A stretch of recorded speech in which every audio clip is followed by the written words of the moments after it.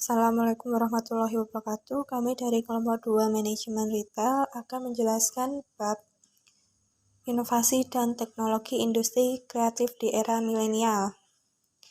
Yang pertama, generasi milenial dan karakteristiknya.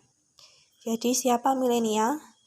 Sejarah singkat milenial, istilah milenial diciptakan oleh dua pakar sejarah Amerika yang bernama William Strauss dan Neil Howe dalam beberapa karya tulisnya. Millennial Generation atau generasi Y juga akrab disebut generasi Mi atau Eco Boomers.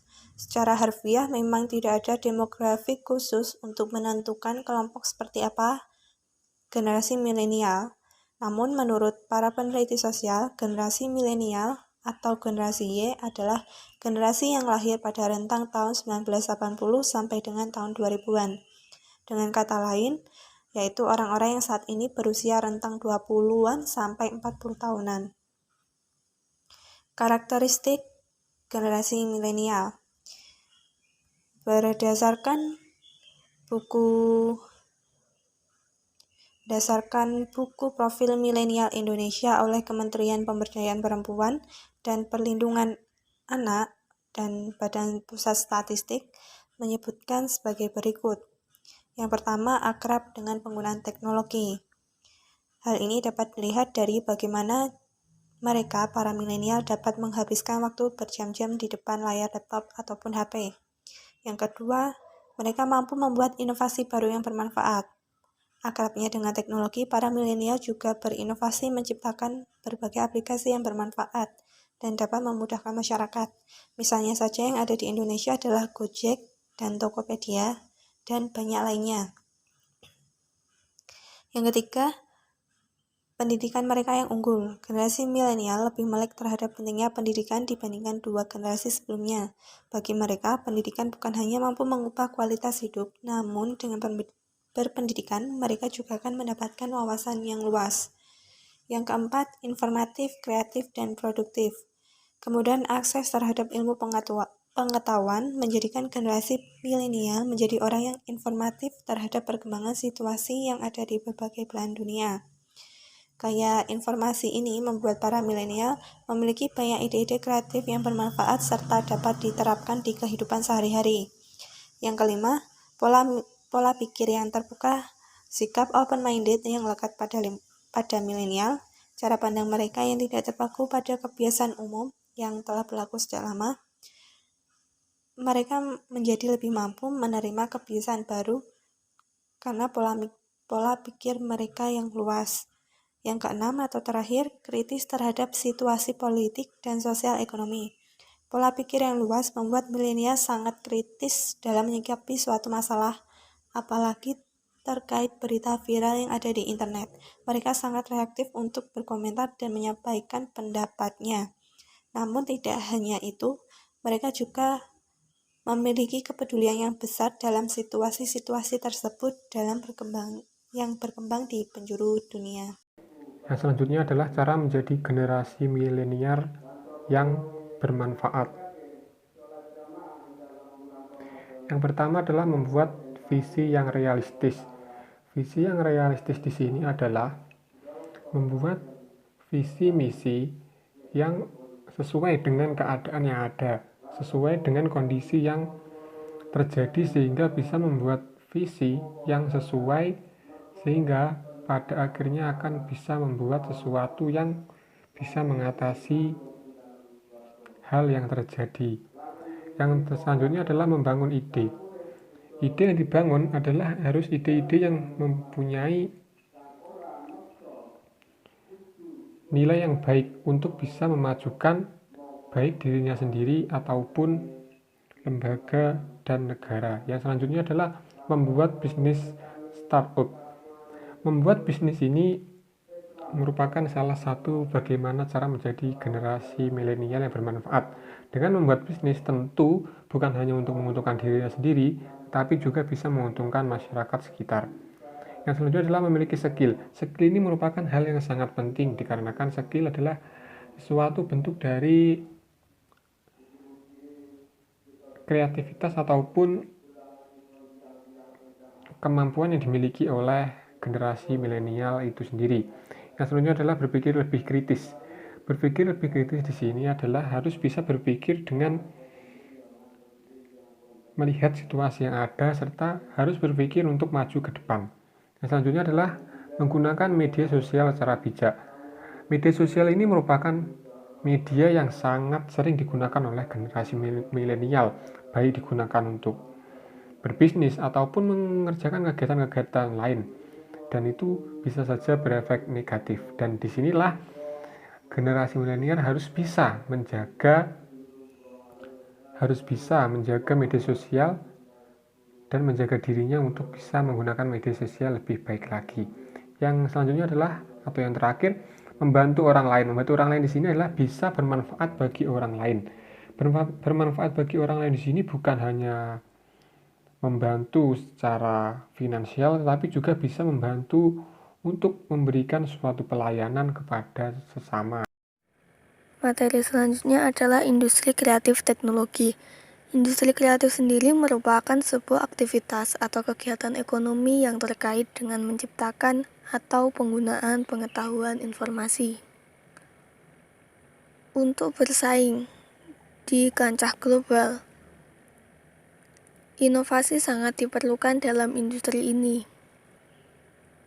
Salah satunya dengan pemanfaatan teknologi dan informasi yang sudah ada,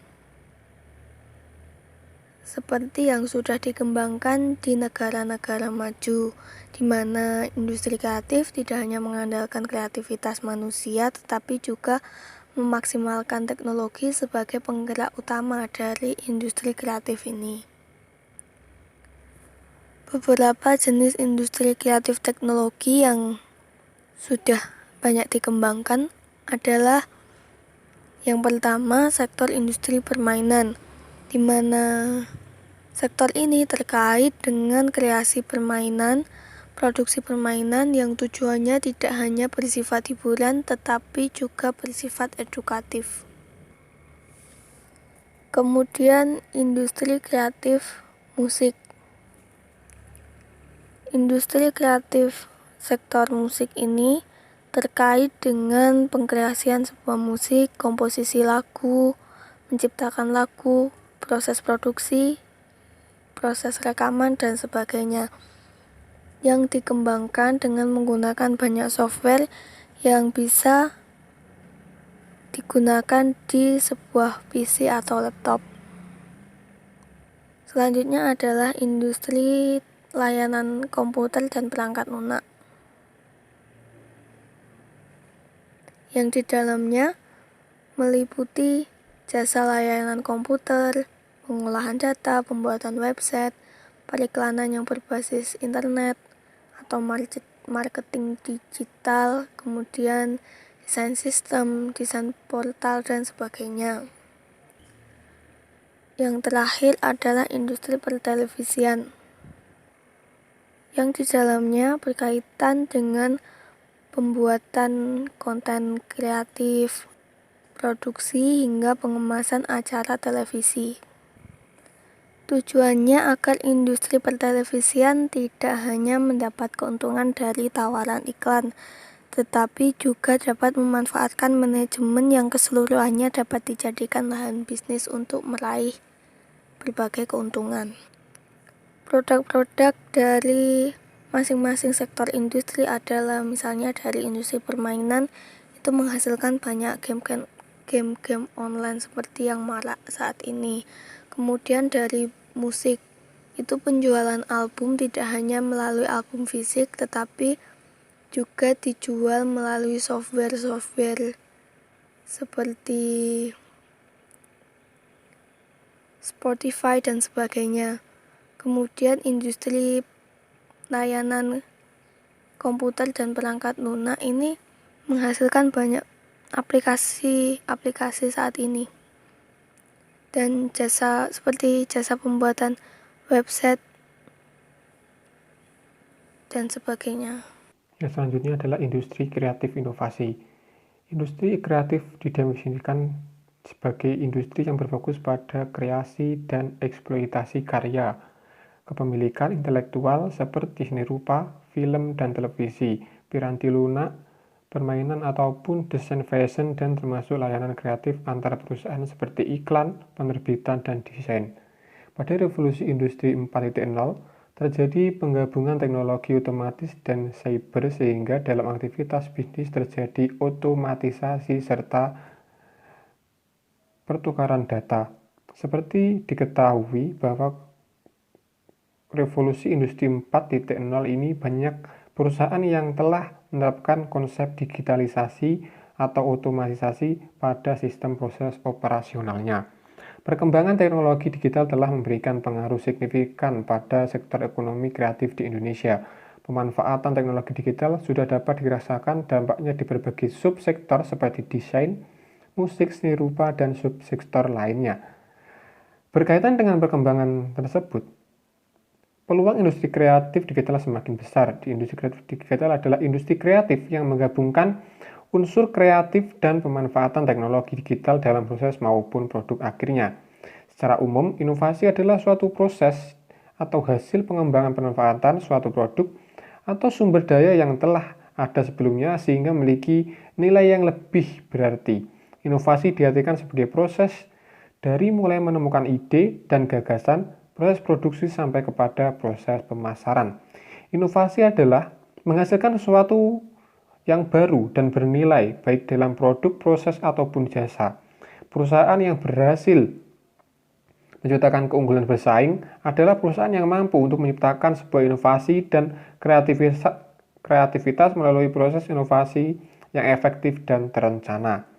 Untuk mendukung perubahan tersebut dibutuhkan strategi-strategi yang efektif untuk menciptakan produk baru dan mengembangkan produk dengan meningkatkan kemampuan kreatif dari para karyawan atau anggota dalam sebuah perusahaan. Selanjutnya, saya akan menjelaskan tentang ciri-ciri inovasi. Yang satu adalah usaha baru yang akan dijalankan oleh pengusaha melalui penerapan ide-ide. Yang kedua adalah pengelolaan semua aktivitas yang meliputi dalam proses generasi ide pengembangan. Yang ketiga, pengembangan atau pemanfaatan dari pengetahuan dan keterampilan, termasuk teknologi. Yang keempat, setiap inovasi terdapat gagasan ide baru atau mengembangkan sesuatu ide tersebut. Yang kelima, harus terencana. Yang keempat, memiliki tujuan yang jelas. Ciri yang terakhir yang ada pada inovasi adalah tujuan seperti yang sudah dijelaskan pada poin atas. Inovasi merupakan aktivitas terencana untuk mengembangkan objek tertentu. Yang terakhir adalah inovasi digerakkan dengan sasaran konsumen, ditargetkan pada penciptaan nilai-nilai yang berfokus pada kreasi kebutuhan dan keinginan konsumen. Selanjutnya, cara meningkatkan inovasi dan leadership. Yang pertama, inovasi saat ini menjadi sebuah jargon yang didengungkan dalam setiap organisasi. Inovasi seolah-olah dianggap menjadi syarat kunci bagi semua keberhasilan. Entah itu apapun bentuknya, ada banyak definisi inovasi. Salah satunya adalah bahwa inovasi itu merupakan keberhasilan sosial dan ekonomi berkat diperkenalkan atau ditemukan cara-cara baru dan atau kombinasi baru dari cara-cara lama dalam mentransformasi input menjadi output sedemikian rupa sehingga berhasil menciptakan perubahan besar dalam hubungan antara nilai guna atau manfaat. Setiap pemimpin harus memiliki kriteria untuk meningkatkan kemampuan kepemimpinannya tersebut. Yang pertama, kemampuan komunikasi, kemampuan membina mengarahkan, peka terhadap kebutuhan sekitar, positive mindset. Yang selanjutnya adalah industri kreatif dan tanggung jawab sosial. Menurut UNESCO, industri kreatif adalah industri yang mengombinasikan kreativitas, keterampilan, dan kecakapan untuk menghasilkan kekayaan dan lapangan pekerjaan.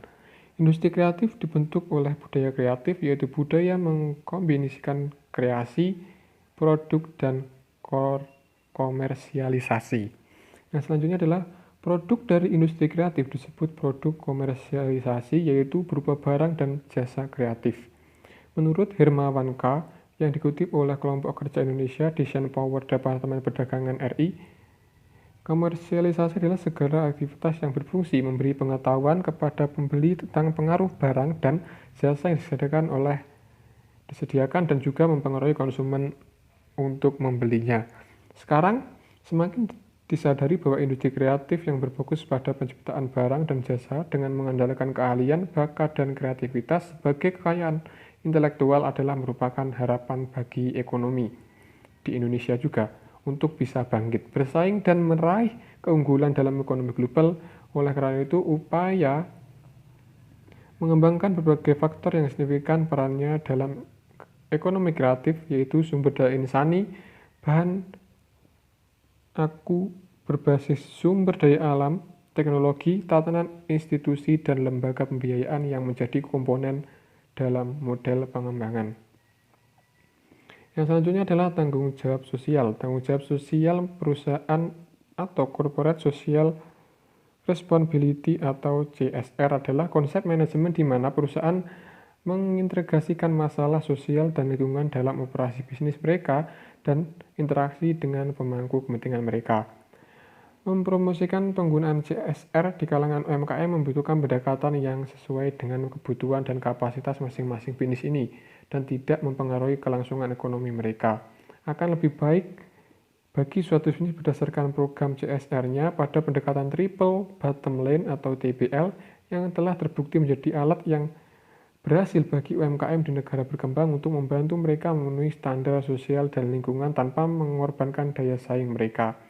4 jenis tanggung jawab sosial perusahaan. Yang pertama adalah upaya filantropis, kedua konservasi lingkungan, ketiga keragaman perusahaan dan praktik ketenaga kerjaan, dan yang keempat adalah mendukung upaya relawan dan kegiatan amal. Demikian presentasi dari kami, ada kurang lebihnya kami mohon maaf. Wassalamualaikum warahmatullahi wabarakatuh.